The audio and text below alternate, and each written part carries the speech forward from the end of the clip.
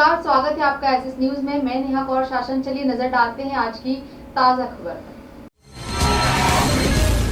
प्रधानमंत्री नरेंद्र मोदी द्वारा संविधान दिवस पर सिद्ध अपराधियों के साथ उठने बैठने तथा उन्हें सार्वजनिक रूप से महिमा मंडित करने के खिलाफ बयान देते ही उज्जैन कलेक्टर आशीष सिंह एवं केंद्रीय राज्य मंत्री जनरल वीके सिंह की मुसीबतें अचानक से बढ़ गई। हाल ही में उज्जैन के 32 मामलों में आरोपी तथा घोषित हिस्ट्री शीटर ब्लैकमेलर भूपेंद्र दलाल के निजी कार्यक्रम में जनरल वीके सिंह के शामिल होने के पहले कलेक्टर आशीष सिंह द्वारा कई माह जेल में रहे इस अपराधी के रिकॉर्ड की जानकारी नहीं देने एवं इस कार्यक्रम में आर्मी से जुड़े लोगों की जांच पहले ही पूर्व आर्मी चीफ के कार्यालय द्वारा गोपनीय रूप से कराई जा रही है, किंतु अब सिद्ध आरोपी के मंच पर उपस्थित हो उसे महिमा मंडित कर आर्मी के अधिकारियों के संपर्क में लाने के आपराधिक षड्यंत्र के मामले में पूर्व आर्मी चीफ भी इसी जांच के दायरे में आ गए हैं। संविधान दिवस के अवसर पर प्रधानमंत्री द्वारा भ्रष्टाचार के घोषित आरोपियों को भी अपने स्वार्थवश सार्वजनिक रूप से महिमा मंडित किए जाने पर कड़ी प्रतिक्रिया व्यक्त करने के बाद पूर्व army chief general VK Singh के उज्जैन के 32 आपराधिक मामलों में आरोपी घोषित हिस्ट्री शीटर भूपेंद्र दलाल के कार्यक्रम में शामिल होने के मामले में कार्यक्रम को एनओसी देने तथा आपराधिक रिकॉर्ड की सूचना केंद्रीय मंत्री को न देने के मामले ने तुल पकड़ लिया है। उसी प्रकार से हमारे यहाँ भ्रष्टाचार, क्या हमारा संविधान भ्रष्टाचार को अनुमति देता है? कानून है, नियम है, सब है, लेकिन चिंता तब होती है कि जब न्यायपालिका ने स्वयं ने किसी को अगर भ्रष्टाचार के लिए घोषित कर दिया हो, भ्रष्टाचार के लिए सजा हो चुकी हो, लेकिन राजनीतिक स्वार्थ के कारण उसका भी महिमा मंडन चलता रहे, भ्रष्टाचार को नजरअंदाज करके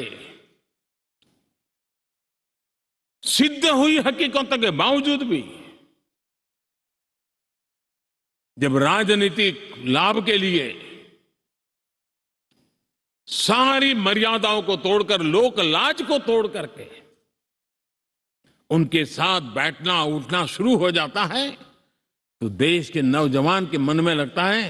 कि अगर इस प्रकार से राजनीति के क्षेत्र में नेतृत्व करने वाले लोग भ्रष्टाचार में डूबे हुए लोगों की प्राण प्रतिष्ठा कर रहे हैं, मतलब उनको भी वो रास्ता मिल जाता है कि भ्रष्टाचार के रास्ते पर चलना बुरा नहीं है। 2-4 साल के बाद लोग स्वीकार कर लेते हैं कि हमें ऐसी समाज व्यवस्था खड़ी करनी है। क्या समाज के अंदर भ्रष्टाचार के कारण कोई अगर गुनाह सिद्ध हो चुका है तो उसको सुधरने के लिए मौका दिया जाए, लेकिन सार्वजनिक जीवन में प्रतिष्ठा देने की जो स्पर्धा चल पड़ी है, ये मैं समझता हूं अपने आप में नए लोगों को लूटने के रास्तों पर जाने के लिए मजबूर करती है, और इसलिए हमें इससे चिंतित होने की जरूरत है।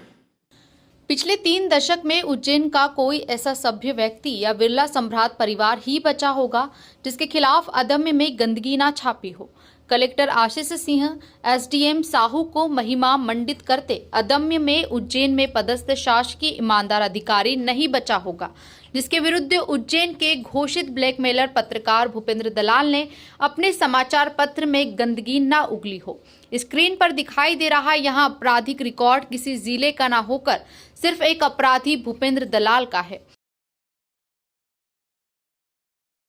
जिसके मंच पर उसे सम्मानित करते समाज में महिमा मंडित करते दिखाई दे रहे हैं। किसी समय देश का गौरव रहे पूर्व आर्मी चीफ वर्तमान में मोदी सरकार में केंद्रीय राज्य मंत्री जनरल वीके सिंह, इनके इस आपराधिक कृत्य की जानकारी प्रधानमंत्री नरेंद्र मोदी तक पहुंचते ही हड़कंप मच गया। केंद्रीय मंत्री वीके सिंह के कार्यालय से प्राप्त जानकारी अनुसार उज्जैन कलेक्टर आशीष सिंह के खिलाफ उनके द्वारा गोपनीय जांच कराई जा रही है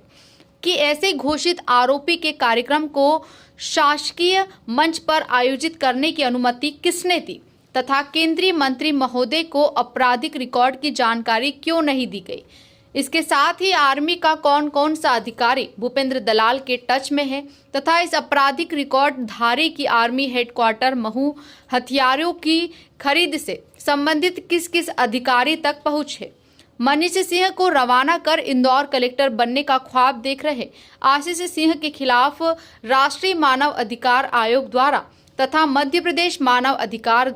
आयोग द्वारा अपराधियों को संरक्षण देने के मामले में जांच की जा रही है। मध्य प्रदेश लोकायुक्त द्वारा दर्ज जांच प्रकरण एवं आर्थिक अपराध शाखा इंदौर के जांच प्रकरण क्रमांक में भी आशीष सिंह का नाम संभावित आरोपियों की सूची में शामिल है।